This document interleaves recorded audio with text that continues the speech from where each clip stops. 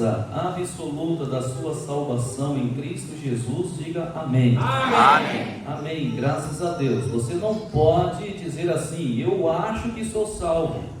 Não, porque quem acha que é salvo ainda é um perdido. Ou você não pode dizer assim, eu sou quase salvo. O rei Agripa foi quase salvo.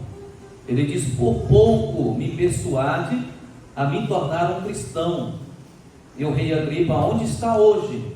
Ele está no inferno. Um quase salvo é um perdido e vai para o inferno. Então, por isso, da pergunta bem direta, simples, você tem a certeza da sua salvação. Se você morresse hoje, sabe se vai para o céu ou não? Pense sobre isso. Isso é muito importante para a sua vida. Não há nada mais importante do que isso. Mas o nosso assunto nesta noite, e eu agradeço o Michel pelo convite, me sinto honrado e para mim é uma grande alegria. Eu que frequentei muitas reuniões de jovens na Igreja Batista Independente de Serrana, ainda era no templo, antiguinho, na rua José Quirino do Bem, o templozinho lá de tijolo à vista, perto dos 3J. E eu participei de muitas e muitas reuniões de jovens, fui grandemente abençoado. Me casei com uma jovem também daqui de Serrana, a Kelly, alguns conhecem. E para aqueles que não me conhecem, eu sou o pastor Deusvânio, missionário lá na cidade de Cocos, região oeste da Bahia, onde nós temos servido a Deus já por quase 10 anos. E é uma grande bênção estar com os irmãos aqui nesta noite. O nosso assunto nesta noite tem tudo a ver com jovens salvos por Cristo Jesus. O nosso assunto nesta noite é princípios divinos para um namoro cristão. Olha só, isso não é bom para jovens ouvir? Princípios divinos, não são os princípios que eu acho que são bons, mas são os princípios de Deus para um namoro cristão.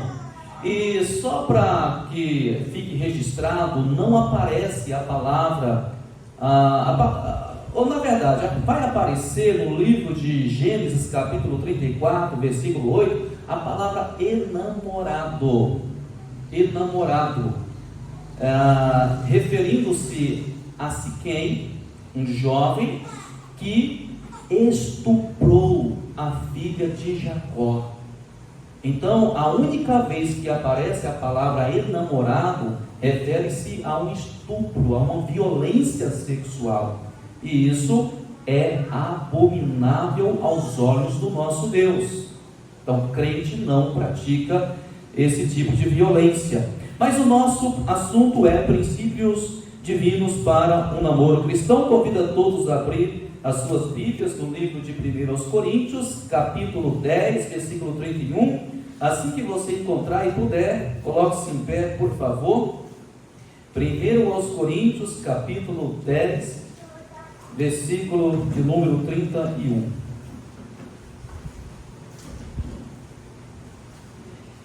Nós vamos orar e em seguida nós faremos a leitura bíblica.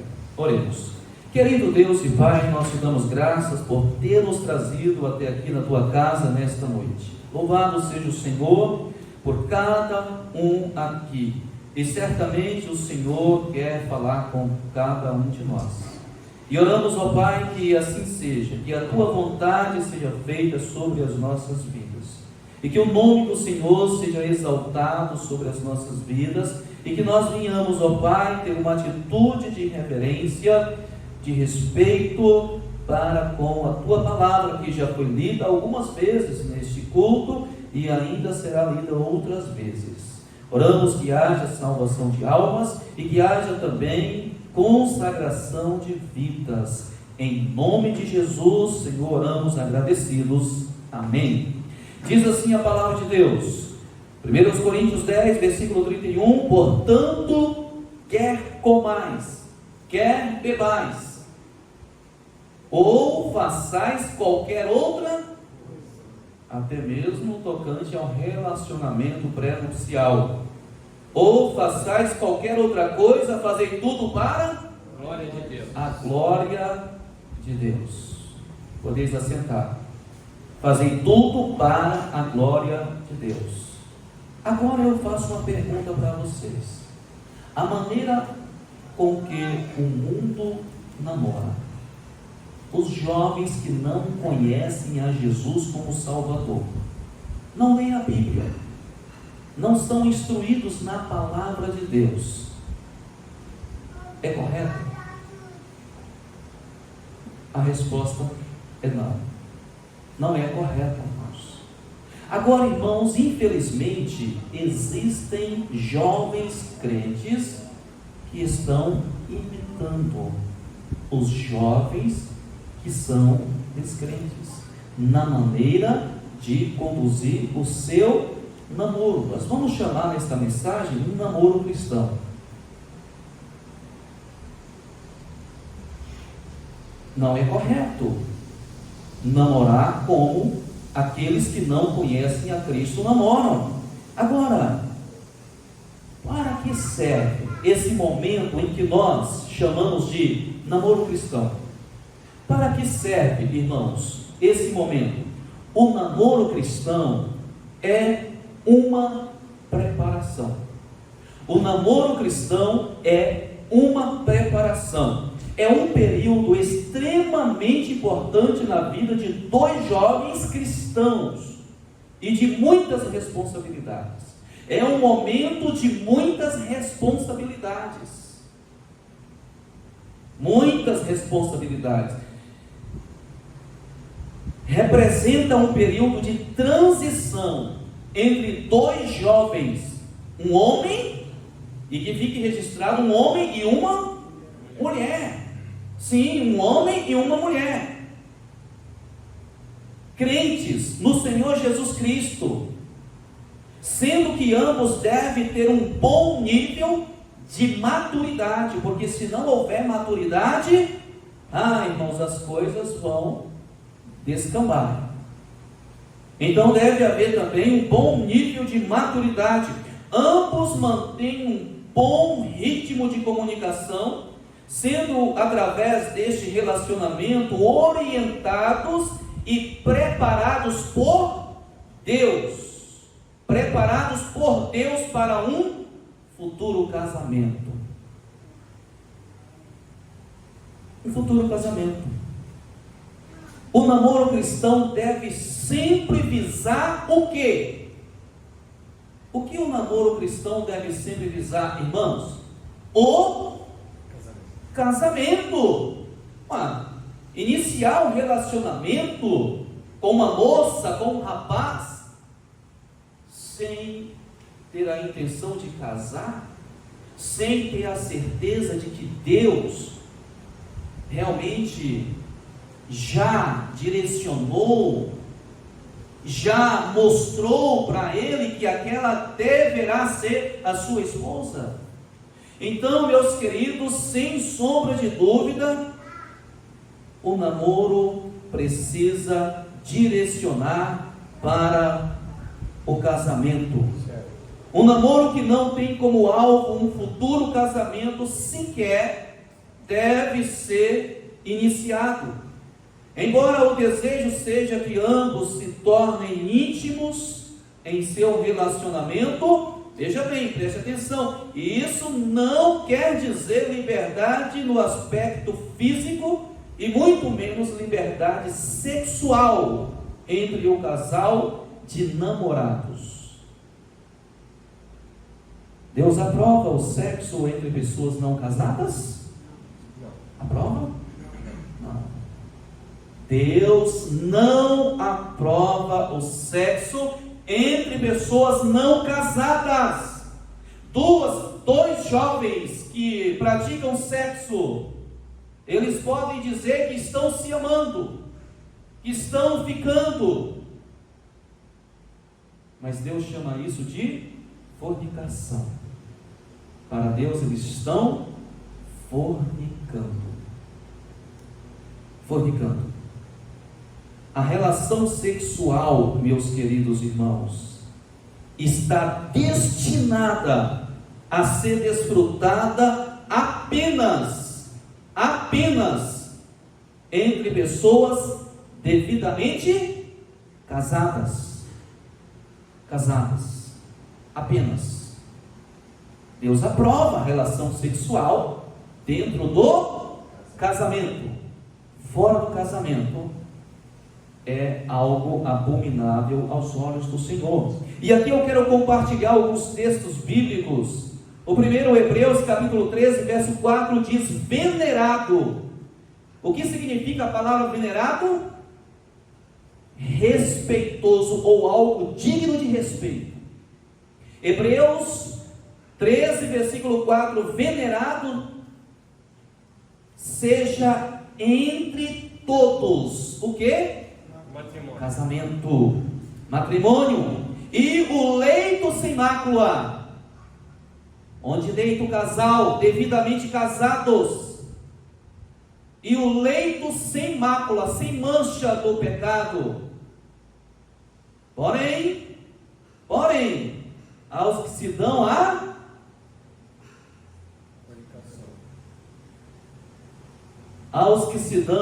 a fornicação e aos adúlteros, Deus os julgará. Deus os julgará. Um outro texto que eu quero ler é Gênesis capítulo 2, versículo 24.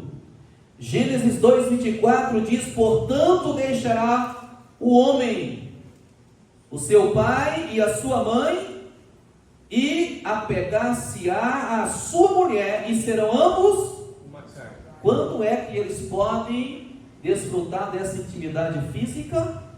Depois que ambos deixar o seu pai e a sua mãe e apegar a sua mulher, ou seja, só após o casamento. Os irmãos estão notando que eu estou lendo na palavra de Deus. Amém. É a palavra do Senhor que está sendo lida. E eu vou ler um outro texto, Cantares de Salomão, capítulo 4, verso 2. Todo jovem, quando quer orar a Deus por uma noiva, ele começa a ler demais Cantares de Salomão. Cantares de Salomão, capítulo 4, verso 12. Olha o que Salomão vai dizer da sua esposa. Vocês acham que a virgindade é algo que Deus preza na vida do jovem? Você acha que Deus quer que a moça e o rapaz vão para o altar do casamento virgens? Sim ou não? Sim.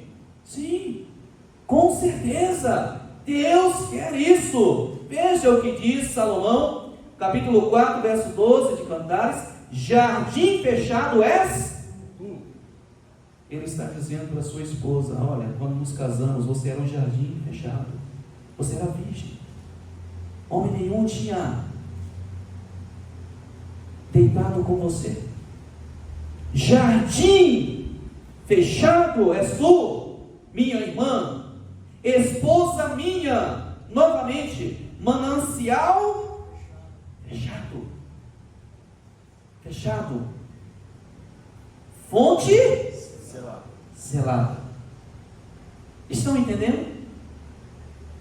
Deus preza pela virgindade na vida do jovem, da moça, do rapaz? Com certeza. Com certeza. Mais textos bíblicos. Agora nós vamos ler primeiro a Tessalonicenses, capítulo 4, do 3 ao 5. Primeiro a Tessalonicenses 4, do 3 ao 5, diz assim: porque esta é a vontade de Deus, a vossa santificação. Muitos crentes, eles oram: Deus me mostra a tua vontade. Muitos jovens: qual é a vontade de Deus para a minha vida? Está aí, muito claro, porque esta é a vontade de Deus, a vossa fuga do pecado. a vossa fuga do pecado, separação do pecado, depois de ponto e vírgula, que vos abstenhais da fornicação. O que é fornicação? Exatamente. Que vos abstenhais, corra, fuja da fornicação. Jovens que fornicam antes de casar. Olha, se não for pela misericórdia de Deus, o seu casamento vai fracassar. Não entre nesta antes de casar-se. Versículo 4 ainda, 1 Tessalonicenses 4, agora verso 4. Que cada um de vós saiba possuir o seu corpo. Sim, é corpo ali.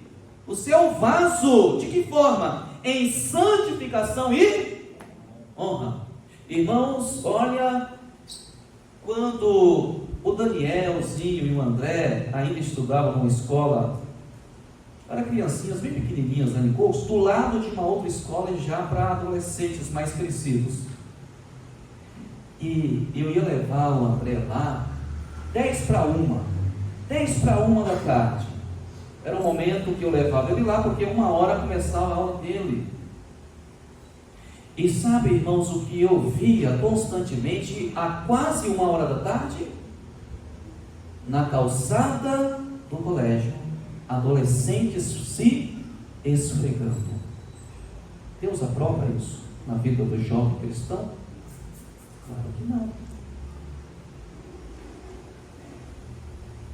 Que cada um, verso 4, saiba possuir o seu vaso em santificação e honra, versículo 5, não na paixão da concupiscência, não na paixão da concupiscência, que são os desejos desenfreados da carne, e a avareza, que é a idolatria, verso 6, pelas quais coisas, o que vem sobre os que praticam, pelas quais coisas vem a ira de Deus sobre os filhos da desobediência.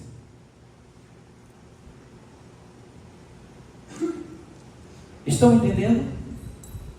Estão ouvindo o que diz a Bíblia? Deus preza pela pureza sexual na vida do jovem? Sim, Deus preza. Deus quer que depois do seu casamento, você chega para sua esposa e fala como Salomão: jardim fechado é você, minha esposa, minha irmã, manancial selado.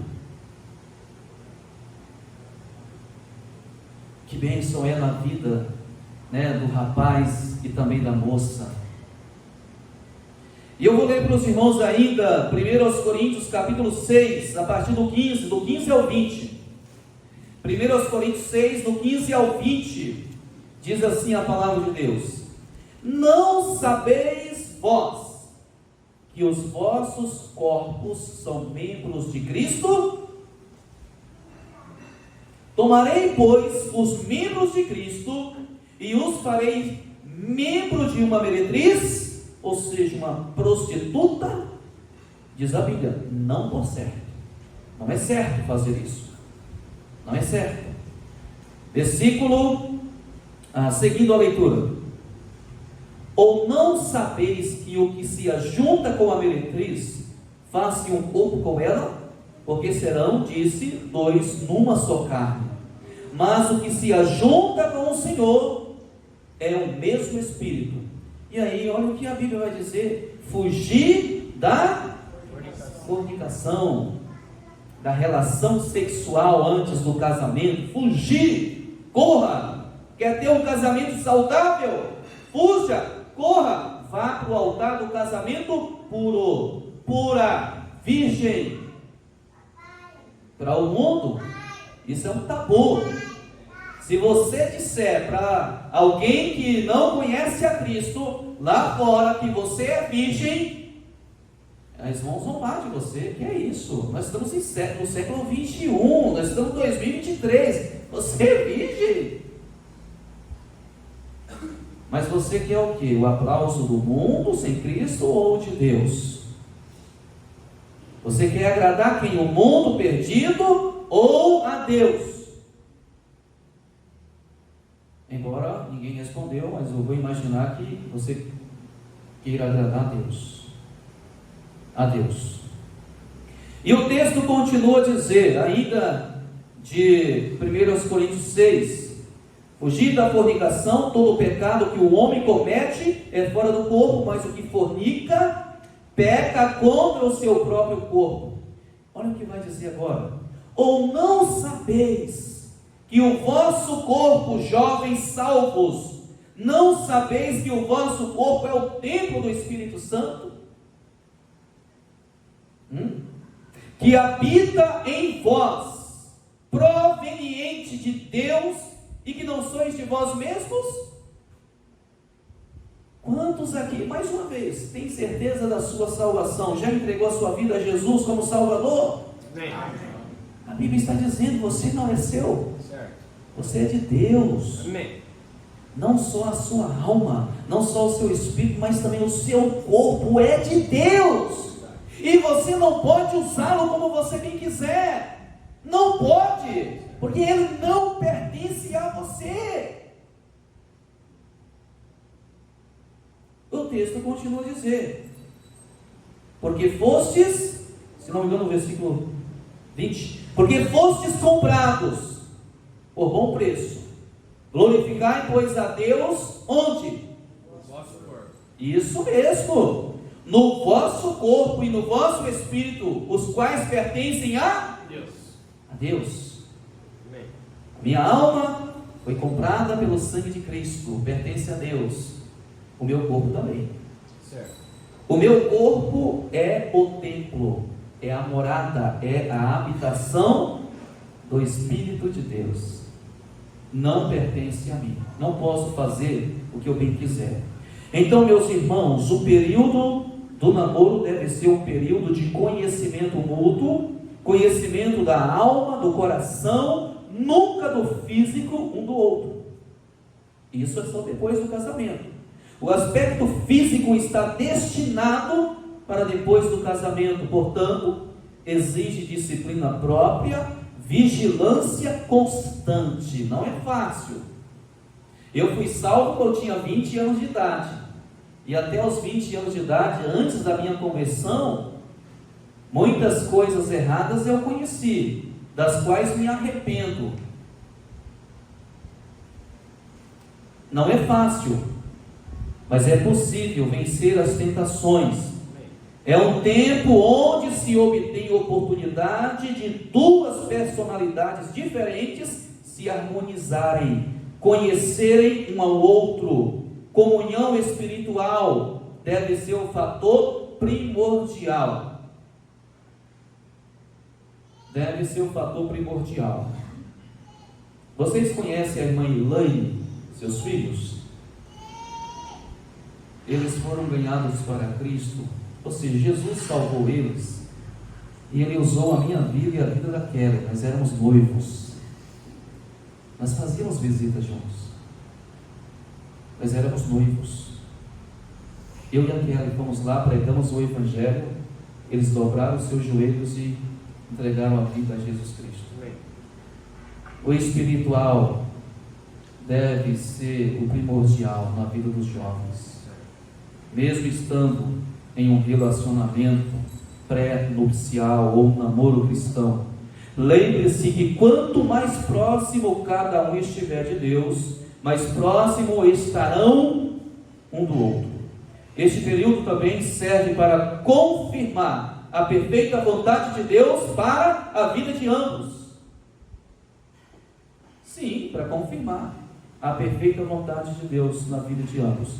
Irmãos, nós vamos aprender mais algumas lições sobre esse assunto. Em primeiro lugar, qual é o padrão de Deus para um namoro cristão bem sucedido? Qual? Primeiro lugar, espiritual forte. Espiritual forte. Abre a sua Bíblia em Mateus capítulo 22. ou se você preferir acompanhar ali na mídia, fique à vontade. Na Nicocos nós não temos isso ainda, né? Os irmãos aqui têm, graças a Deus. Mateus 22, versículo 37. Mateus 22, versículo 37. Então, qual é o padrão de Deus para um namoro cristão bem-sucedido? Espiritual forte. Mateus 22, versículo 37. E Jesus disse-lhe: amarás, pois, o seu namorado de todo o teu coração. Está errado? O irmão Chicão balançou assim devagarzinho. Eu li errado, não li, irmãos? É assim não, né? Olha aí: amarás o Senhor teu Deus de todo. Não é Deus e um pedacinho para a namorada. De todo o teu coração, e de toda a tua alma, e de todo o teu pensamento. Ah, mas ele vai deitar pensando nela, perde até o sono. E vice-versa, de todo o teu pensamento. Amém. Espiritual forte. Deus em primeiro lugar. Nunca o seu namorado ou namorada. Nunca, jamais. Eu digo para os meus filhos, eu amo o Daniel e o André e a Thalita, mas eu digo para eles, eu amo mais a Deus. Eu digo para minha esposa: olha, irmãos, eu não vou dizer todos os dias para não correr o risco de errar, porque pode ser que eu me esqueça um dia, mas quase todos os dias eu digo para ela que eu a amo. Eu digo para minha esposa, eu olho nos olhos dela, eu faço questão e digo: eu te amo, eu te amo. Ela foi, neste mundo, a melhor coisa que aconteceu na minha vida. A primeira foi a salvação da minha alma. A segunda, a minha esposa. Mas eu digo para ela: eu amo mais a Deus. E se eu não amar mais a Deus, meu casamento vai fracassar. Se eu começar a colocar minha esposa em primeiro lugar, eu não vou amá-la como eu deveria, e aí o nosso casamento vai fracassar. Então, espiritual forte, segundo lugar, vontade, emoções e mente dentro do plano de Deus. Esse é o propósito de Deus para um namoro cristão bem-sucedido: vontade, emoções e mente dentro do plano de Deus. Marcos capítulo 7, versículo 21. Marcos 7, versículo 21 diz assim: porque do interior do coração dos homens saem, veja bem, os maus pensamentos, os adultérios, as fornicações, os homicídios, e aí o verso 22 também: os furtos, a avareza, as maldades, o engano, a dissolução, a inveja, a blasfêmia, a soberba, a loucura. Todos estes males procedem de dentro e contaminam o homem. Mas esse não é o padrão de Deus para o namoro cristão, mas sim emoções, vontade, emoções e mente dentro do plano de Deus. Você jovens e adolescentes, e temos até crianças,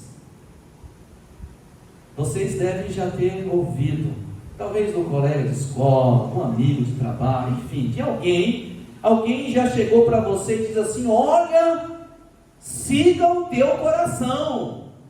É famoso, né? E esse conselho: siga o seu coração, faça o que o seu coração te manda. E aí, isso é correto? Isso é uma heresia, irmãos. Isso é diabólico, não é de Deus. Eu segui o meu coração. Se Deus está dizendo que do meu coração procede tantas essas coisas, se eu não vigiar, eu vou seguir o meu coração. E sabe o que Deus disse através do profeta Jeremias? Em Jeremias 17, versículo 9. Jeremias 17, 9, Deus disse: enganoso é coração. Mais do que todas as coisas e Perverso. E aí? Perverso, quem o conhecerá? Você quer seguir uma coisa enganosa? Você quer seguir algo perverso? Claro que não. Então não siga o seu coração. Amém. Siga a palavra de Deus. Amém. Siga a palavra de Deus. Então, qual é o padrão de Deus para um namoro bem sucedido, um namoro cristão, espiritual forte, vontade, emoções e mente dentro do plano de Deus? E agora, em terceiro lugar, corpo, ou seja, o físico, não é sob controle. Sob controle. Controle as suas emoções. Controle os seus desejos. Controle os seus impulsos. Jovens com hormônios à flor da pele, em Cristo vocês podem controlar. Podem. Eu já ouvi pessoas dizerem assim: olha, a idade mais difícil é a adolescência e a juventude. Alguns até dizem assim: olha, é normal adolescentes e jovens se rebelarem. Não é normal não, irmãos. Isso é errado também, não é bíblico. O jovem, o adolescente salvo, cheio do Espírito Santo, ele não vai se rebelar. Mas por que ele vai se rebelar? Deus deu a ele alguma razão para ele se rebelar contra ele? Claro que não. Claro que não. Então, corpo sob controle, o físico. Abre a sua Bíblia em 1 Tessalonicenses capítulo 4. 1 Tessalonicenses capítulo 4, leremos do 3 ao 8. Diz assim,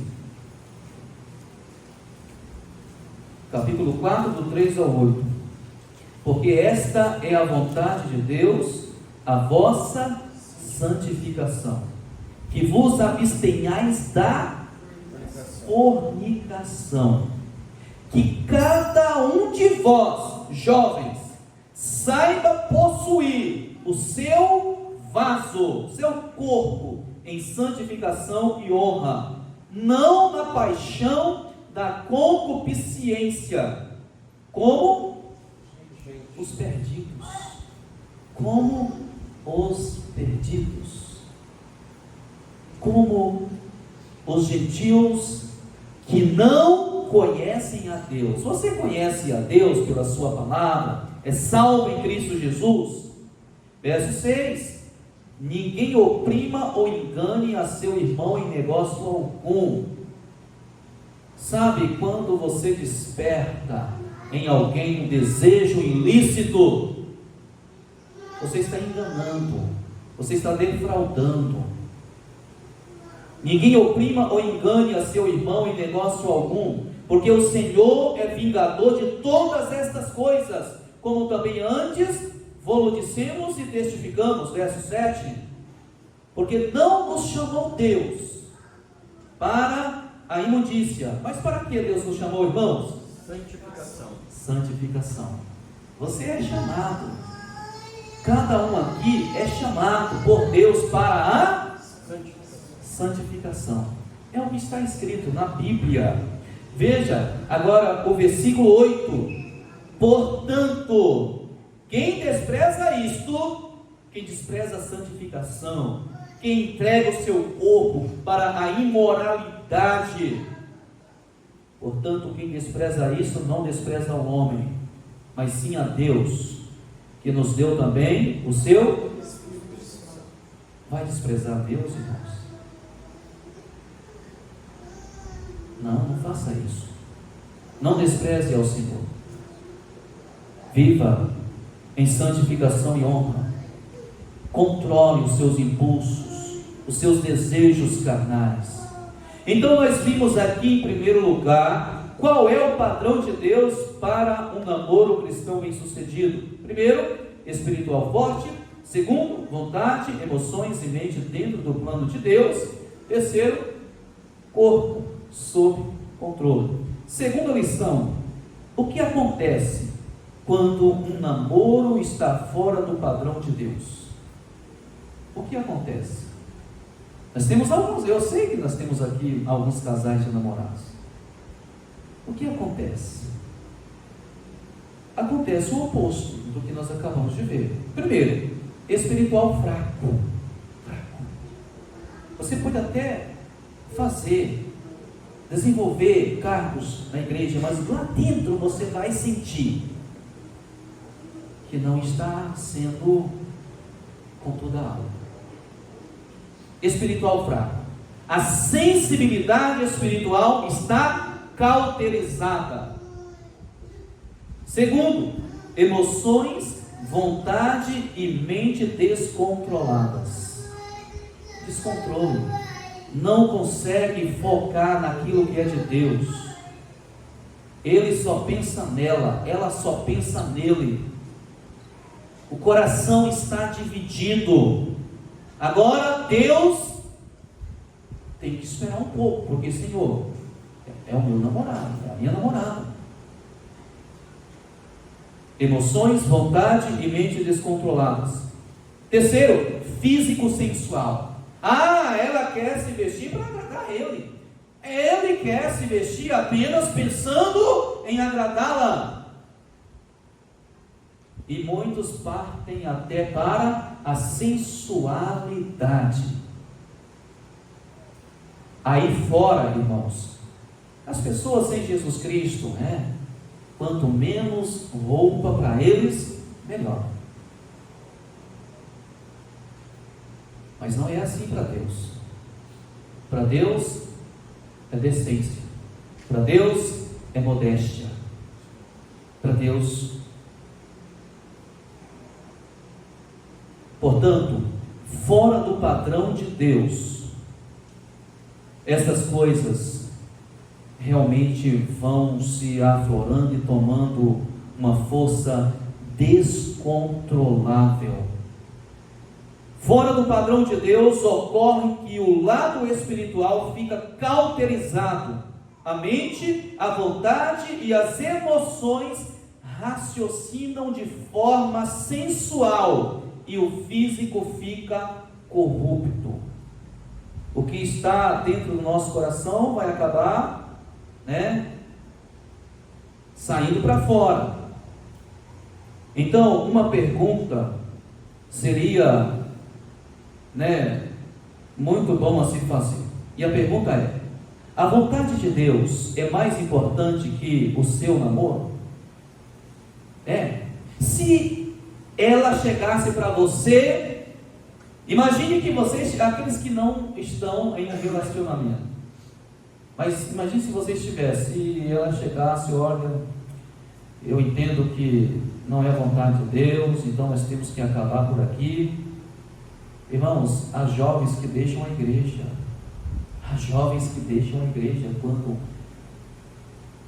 quando é posto um fim no seu relacionamento. E aí, com essa atitude, ele mostra: Deus nunca foi primeiro para mim, sempre foi ela, sempre foi ele. Ou, imagine só, se o pai dela chegasse para você e dissesse: eu não permito mais esse namoro. A Bíblia diz que os filhos devem obediência aos pais como ao Senhor.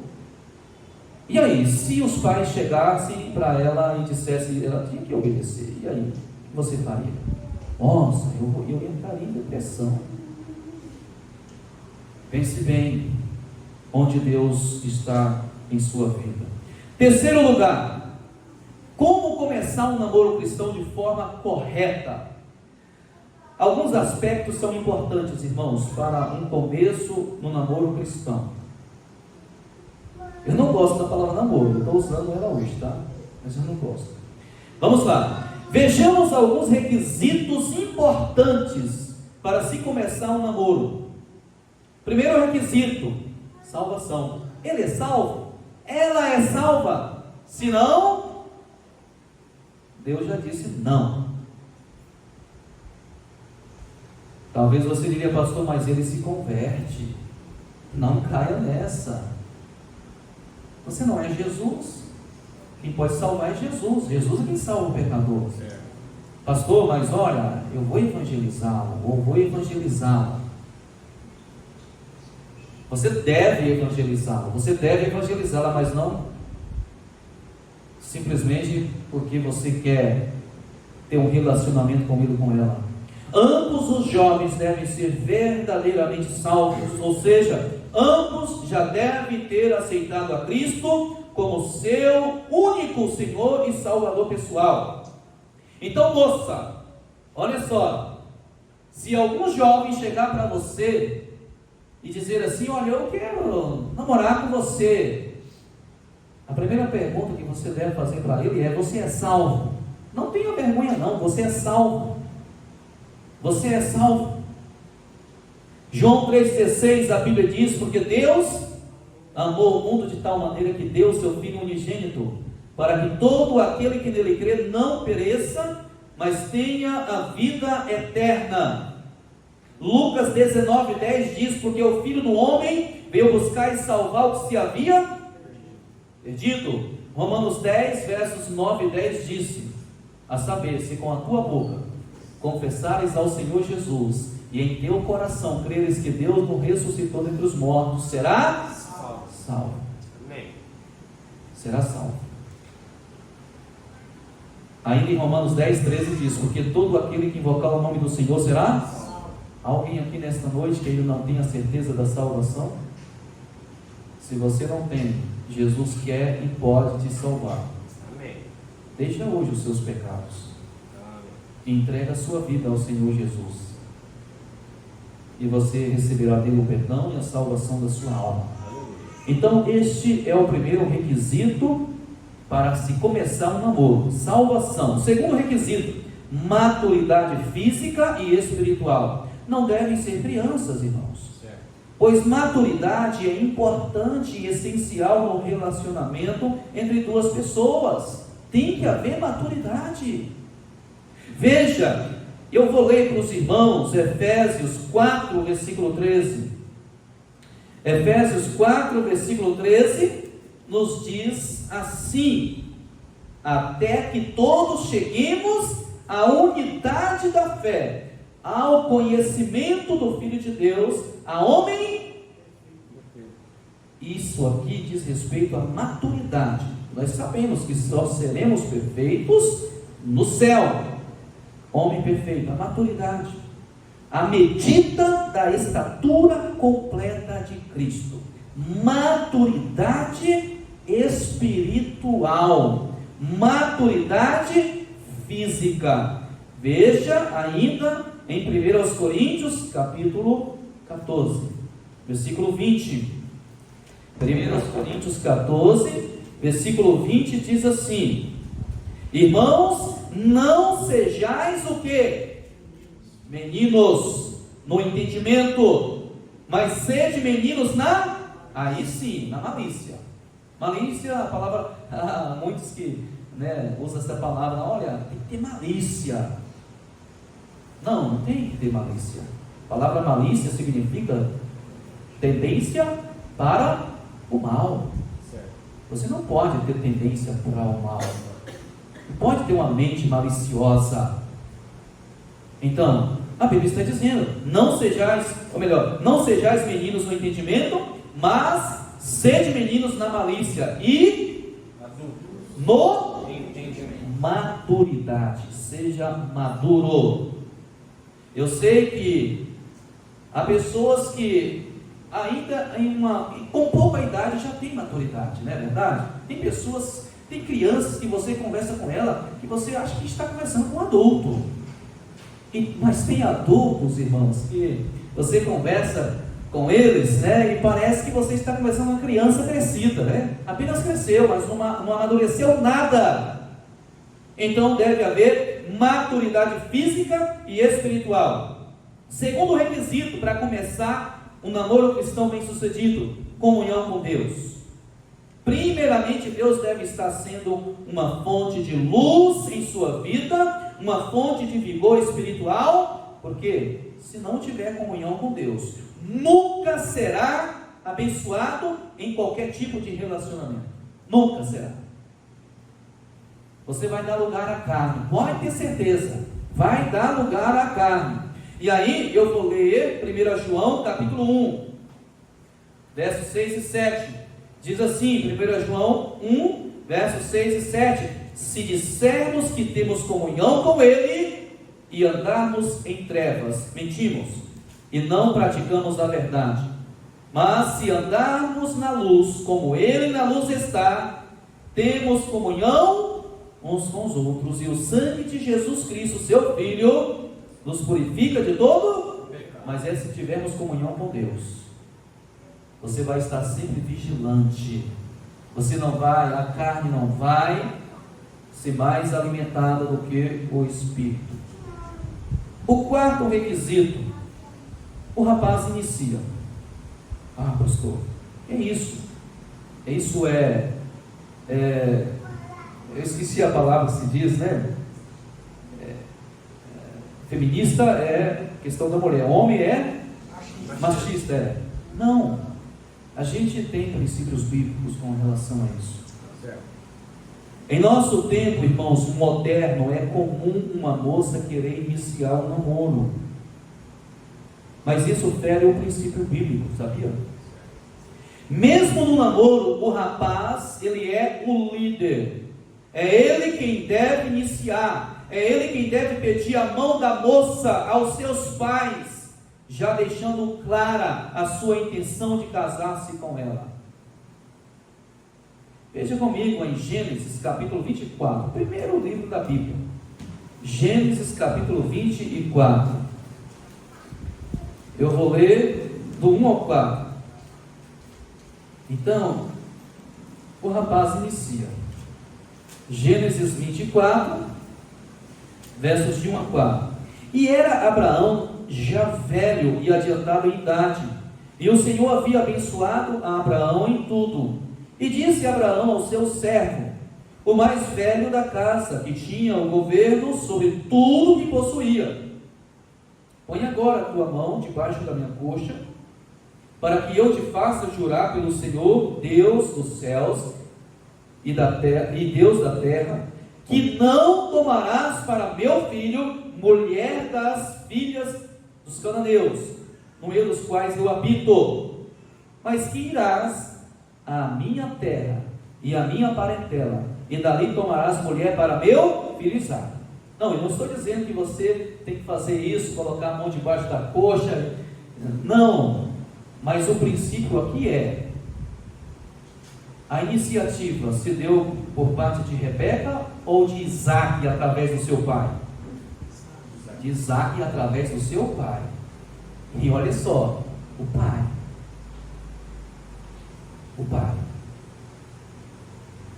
Agora vamos saber um pouquinho mais sobre Rebeca?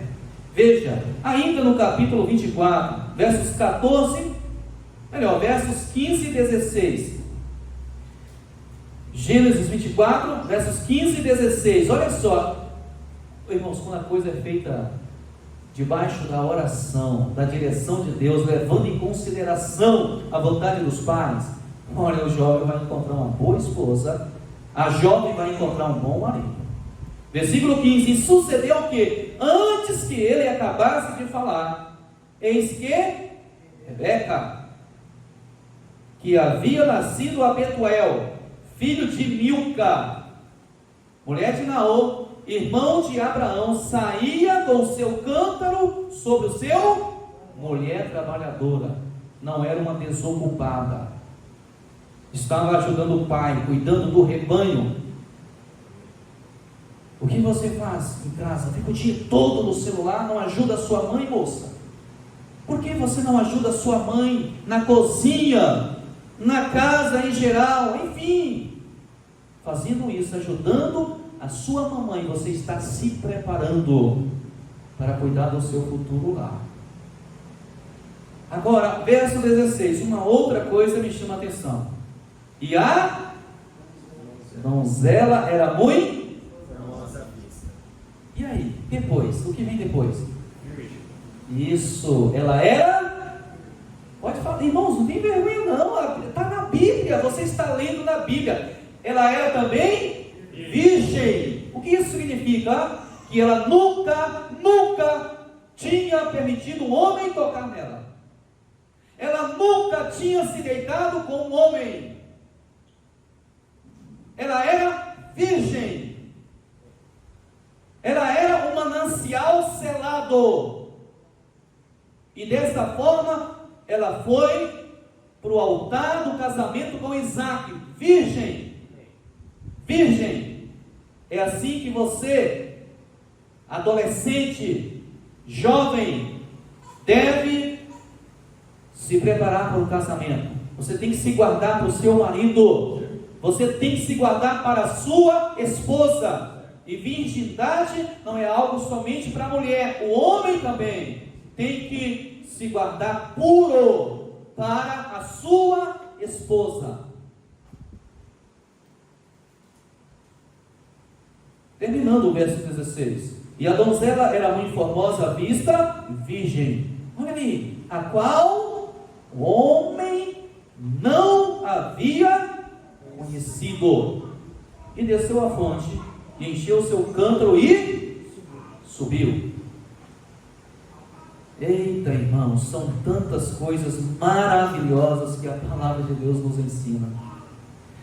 E nós, irmãos, nós quebramos muito a cara. Sabe por quê? Porque às vezes não praticamos esse livro. Por isso quebramos a cara. Irmãos, em quinto lugar, deve haver a permissão dos pais. Ambos os pais dos pretendentes devem estar de acordo com o namoro. Senão, nada a fazer, nada a fazer. Isso demonstra confiança e honra dos filhos para com seus pais.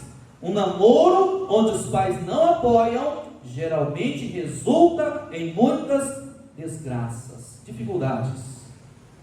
Isso significa que estão querendo a bênção paterna para o relacionamento. Vamos ler Efésios 6. Estou terminando, irmãos. Diz que quando um pastor diz estou terminando, pode se agasalhar melhor que ainda. Mas não, estou mesmo. Efésios 6, versos 1 e 2. Olha aí, acompanha aí a leitura. Diz assim: vós, pais, sede obedientes a vossos filhos. Não? Está errado, né, Augusto? Está errado. Os irmãos estão atentos. Está errado mesmo. Mas, irmãos, infelizmente, parece que muitos jovens e adolescentes leem esse versículo desta forma. Não querem obedecer aos seus pais. Não querem levar os seus pais em consideração.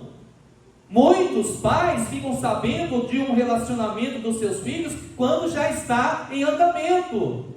Ou quando está grávida. Então vamos ler da maneira correta agora. Efésios 6, versos 1 e 2. Vós, filhos, sede obedientes a vossos pais no Senhor, porque isto é justo. Isso é justo. Honra teu pai e a tua mãe, que é o primeiro mandamento com promessa. Deve haver a permissão dos pais. Eu me lembro que quando pedi a mão da Kelly, e aí os meus pais vieram aqui, e eu fiquei preocupado. Será que eles vão gostar dela? Se não gostar e não for contra, o que eu vou fazer? Fiquei preocupado, né? Graças a Deus, tudo deu certo, irmãos. E por último, irmãos, deve haver o apoio do seu pastor. Pastor também. Mas o pastor, né, a maioria das vezes o pastor não fica sabendo também não. Mas deve haver o apoio do seu pastor. Deve haver. Por quê? Porque a Bíblia diz que deve haver. Veja, Hebreus, capítulo 13, versículo 7. Hebreus 13, versículo 7. Irmãos, quando o pastor chega para o jovem e diz assim: olha, isso não vai dar certo. Olha, é melhor você ouvir o conselho do seu pastor. Veja, Hebreus capítulo 13, versículo 7 diz assim: lembrai-vos dos vossos Pastores. que vos falaram a palavra de Deus. Que bênção é, né? Ter um pastor que nos fala a palavra de Deus. Que bênção é o pastor Alexandre, amém, irmãos? Amém. Que vos falam a palavra de Deus. Lembrai-vos dos vossos pastores que vos falaram a palavra de Deus, a fé dos quais imitai, atentando para a sua maneira de viver. Mas muitos jovens, o que esse pastor pensa que é? Ele nem é meu pai. Olha o versículo 17, Hebreus 13, versículo 17. Como começa? Qual é a primeira frase, palavra desse versículo? Obedecer. Obedecer. Obedecer a quem? Nós pastores. A Bíblia manda também, não manda obedecer os pastores? Eu também tenho um pastor, irmãos. Eu tenho um pastor. E a Bíblia está dizendo: obedecei a vossos e sujeitai-vos a quem? A eles. Porque velam por vossas almas, como aqueles que hão de dar conta delas, para que não façam para que o façam com alegria e não gemendo, porque isso não vos seria útil. Quantos pastores estão gemendo, sofrendo? Porque ele prega, ensina, aconselha, e aí ele vê a sua ovelha dando cabeçada, tomando decisões erradas. Tome cuidado. Deve haver o apoio do seu pastor.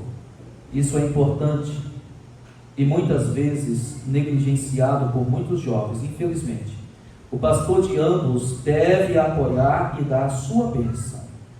Pode ser que o pastor veja coisas que eles não estão vendo, e por isso é importante receber o apoio, o conselho destes servos de Deus. E para concluir, irmãos, nós ainda temos muitos textos, mas eu acho que talvez nos limitamos a alguns apenas.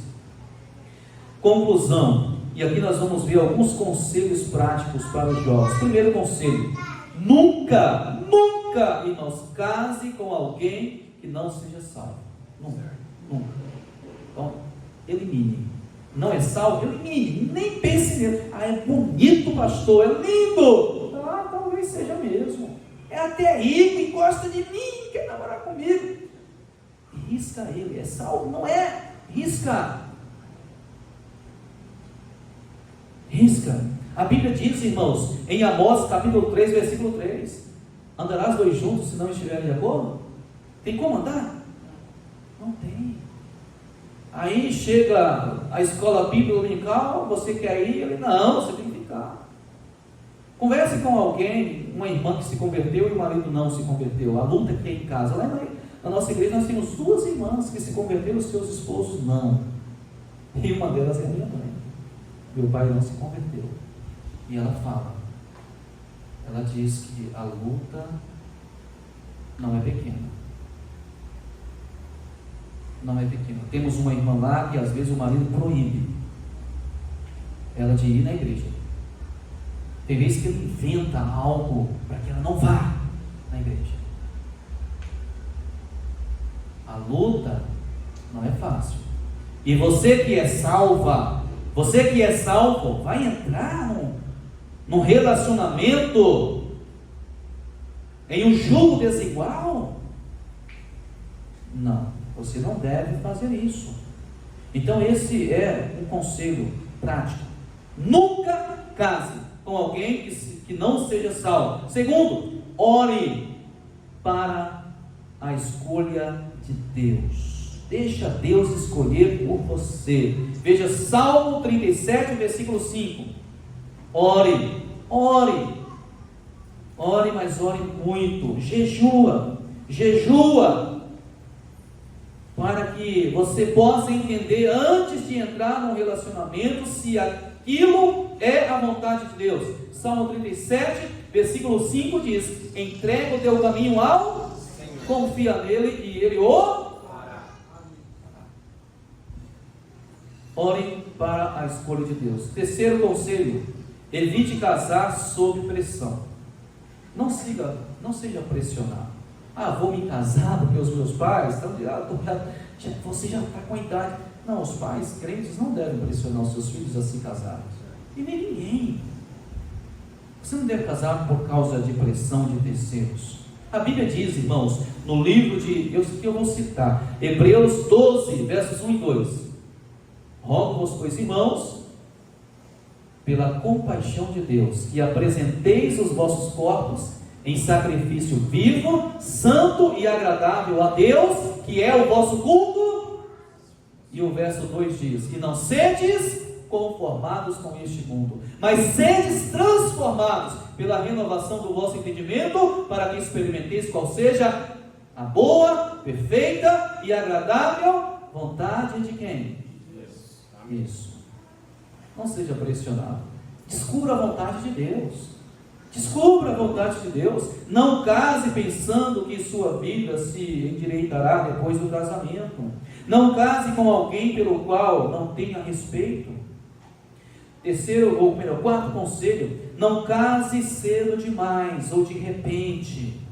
Tenha paciência. Não case cedo demais ou de repente, mas também não fique enrolando a moça. Não. Veja bem, Tiago capítulo 1, versos 4 e 5. Tiago 1, versos 4 e 5.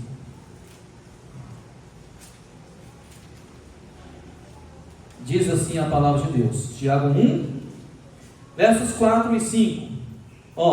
Tenha, porém, a paciência a sua obra perfeita, para que sejais perfeitos e completos, sem faltar em coisa alguma. Então tenha paciência. E se algum de vós tem falta de sabedoria, aí peça a Deus, que a todos dá liberalmente, e não lança em rosto, e ser-lhe-á dada. Então tenha paciência, espere em Deus. Espere em Deus. Não comece um relacionamento. A primeira pessoa que você viu e gostou, o coração bateu fora, é esta. Não. Espere em Deus. Ore. Veja se aquilo é realmente do Senhor. Pode ser que não seja. Então procure ver sua relação com Deus.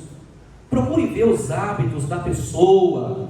Conheça os seus pais, o modo de vida. Procure saber como ela trata os seus pais.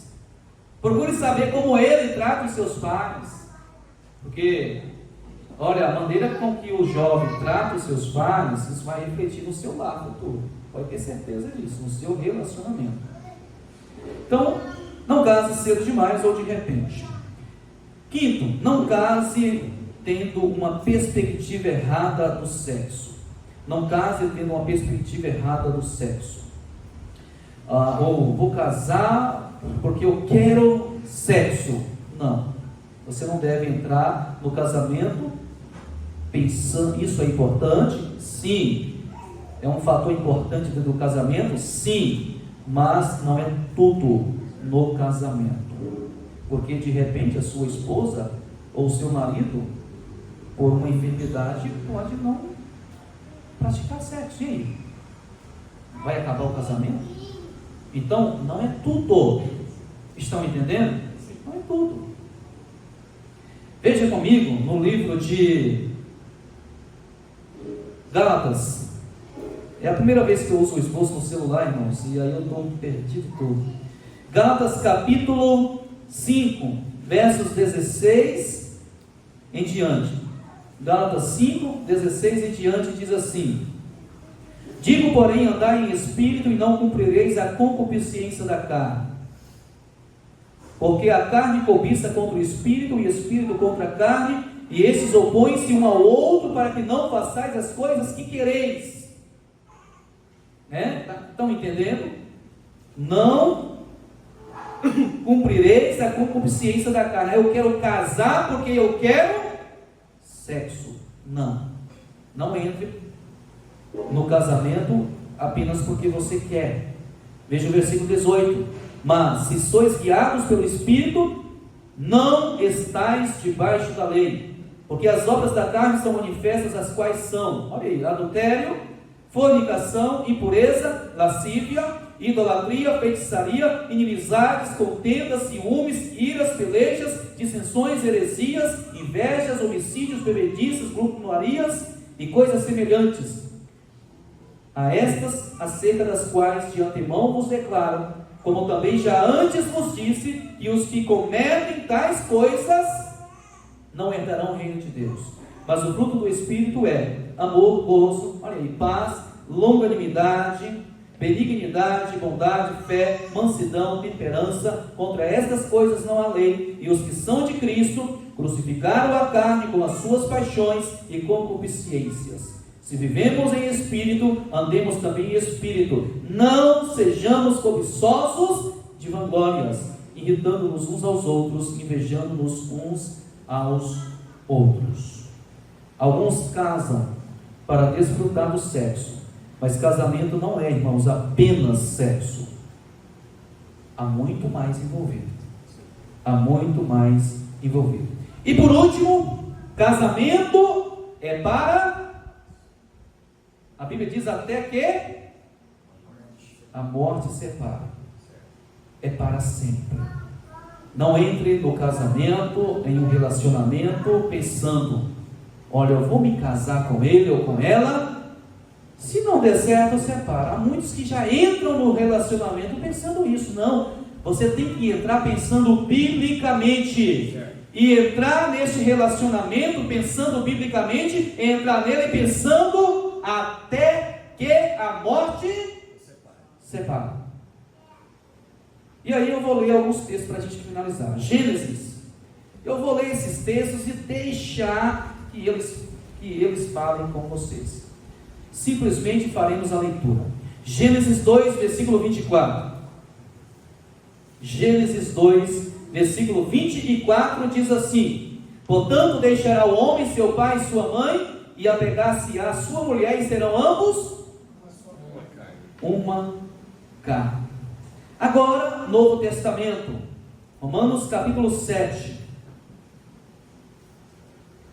Romanos 7, versos de 1 a 3. Diz assim: não sabeis vós, irmãos, pois que falo aos que sabem a lei, que a lei tem domínio sobre o homem por todo o tempo que vive? Olha o 2 ou 3. Porque a mulher que está sujeita ao marido, enquanto ele está-lhe ligada pela lei, mas morto o marido, está livre da lei do marido, de sorte que, vivendo o marido, será chamada, se for de outro homem, mas morto o marido, aí sim, livre está da lei, e assim não será adúltera se for de outro marido. Mateus capítulo 19. Mateus 19, versículo 6. Mateus 19, versículo 6. Diz assim a palavra de Deus: assim não são mais dois, mas uma só. Portanto, o que Deus ajuntou, não separe o homem. Marcos capítulo 10, a partir do versículo 1. Marcos 10, do 1 ao 12. Diz assim: e levantando-se dali, foi para os termos da Judéia, além do Jordão, e a multidão outra vez se reuniu em torno dele, e tornou a ensiná-los como tinha por costume. E aproximando-se dele, os fariseus perguntaram-lhe, tentando: é lícito ao homem repudiar sua mulher? Mas ele respondendo disse-lhes: que vos mandou Moisés? E eles disseram: Moisés permitiu escrever carta de divórcio e repudiar. E Jesus, a autoridade suprema, e Jesus, respondendo, disse-lhes: pela dureza dos vossos corações vos deixou ele escrito esse mandamento. Porém, desde o princípio da criação, Deus os fez macho e fêmea. Verso 7. Por isso deixará o homem a seu pai e a sua mãe, e unir-se-á a sua mulher, e serão os dois uma carne. E assim já não serão dois, mas uma carne. Portanto, o que Deus ajuntou, não o separe o. E em casa tornaram os discípulos a interrogá-lo acerca disto mesmo. E ele, a autoridade suprema, o nosso Senhor Jesus, e ele lhes disse: qualquer que deixar sua mulher e casar com outra, adultera contra ela. Verso 12: e se a mulher deixar seu marido e casar com outro, adultera. Lucas capítulo 16, versículo 18. Lucas 16, versículo 18. Diz assim: qualquer que deixa sua mulher e casa com outra, adultera. E aquele que casa com a repudiada pelo marido, adultera também. E para finalizar, 1 Coríntios 7, versos do 8 ao 11. 1 Coríntios 7, do 8 ao 11. Diz assim, versículo 8: digo, porém, aos solteiros e às viúvas que lhes é bom se ficarem como eu. Mas, se não podem conter-se, casem-se, porque é melhor casar do que arder. Todavia, aos casados mando, não eu, mas o Senhor, que a mulher não se aparte do marido. Verso 11: se, porém, se apartar, a gente entende que há casos que, infelizmente, chegam nesta situação. Se, porém, se apartar, que fique sem, ou que se reconcilie com o marido, e que o marido não deixe a. E o último texto, ainda no capítulo 7, versículo 39. 1 Coríntios 7, verso 39. A mulher casada está ligada pela lei todo o tempo que o seu marido vive. Mas se falecer o seu marido, aí sim, fica livre para casar com quem quiser, contanto que seja no Senhor. Irmãos, casamento é coisa séria. Coisa séria. Então, nesta noite, nós aprendemos muitas coisas preciosas sobre o namoro cristão. E a palavra de Deus tem muito mais a nos ensinar. Irmãos, vamos colocar em prática os princípios divinos para um namoro cristão. Amém?